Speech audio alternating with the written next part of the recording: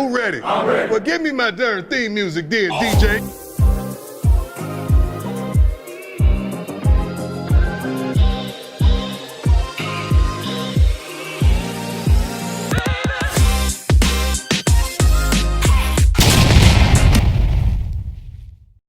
What it do, what it do, what it do. And welcome to Trunny Rants.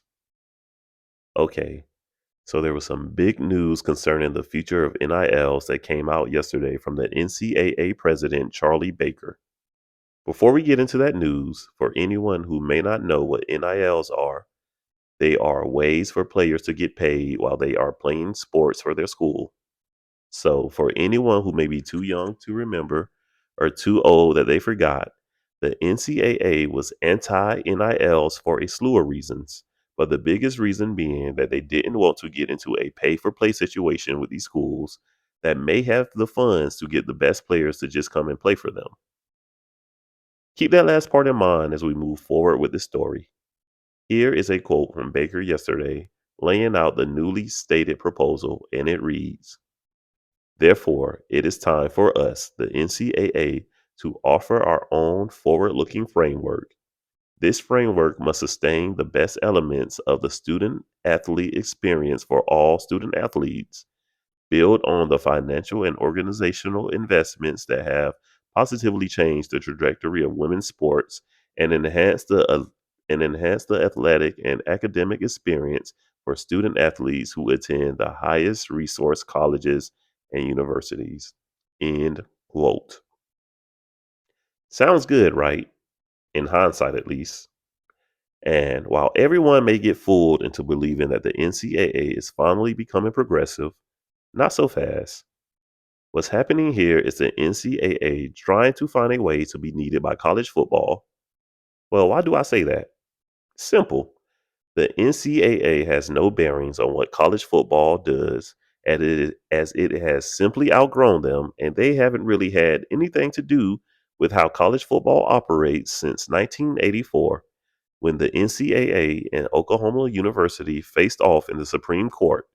And in that ruling, the Supreme Court favored Oklahoma, allowing them to strike their own TV deals, which would lead to other schools in their conference and eventually the Power Five breaking free from the strongholds of the NCAA. So, for those of you wondering why the NCAA hasn't stepped in for some of the most controversial issues this season, with the Michigan sign stealing scandal being the biggest, the answer is simply they don't fund college football, and they haven't in a long time. So they have no power, no say in what these conferences choose to do. Which leads me to this proposal and what I think will happen. First, when you get through all the fluff, you realize this is just a pay for play proposal they are suggesting. Schools being allowed to have a trust fund and set a budget for how much they pay their athletes each year will lead to pure pandemonium. And it will cut into the competitive edge of the game, as programs with the highest paying boosters will have the most resources to get the players to come there. And lastly, why this idea shouldn't be considered by these schools are because the NCAA just wants power and control to be able to dictate college football once again. They see the money that's being made from football and want a piece of that pie again. I think college football has become so big that I can't see why these schools will want the NCAA involved, even though I can see why the Power Four or Group Four schools may want to. But for the Power Five schools, I don't see why they will want the NCAA involved in their collective agreements. But we've seen weirder things happen. Let me know what you all think about this new proposal in the comment section below. And would you want your school to join this subdivision the NCAA is proposing? And like always, thank you all for watching, and please make sure to like, comment, and subscribe. Thanks.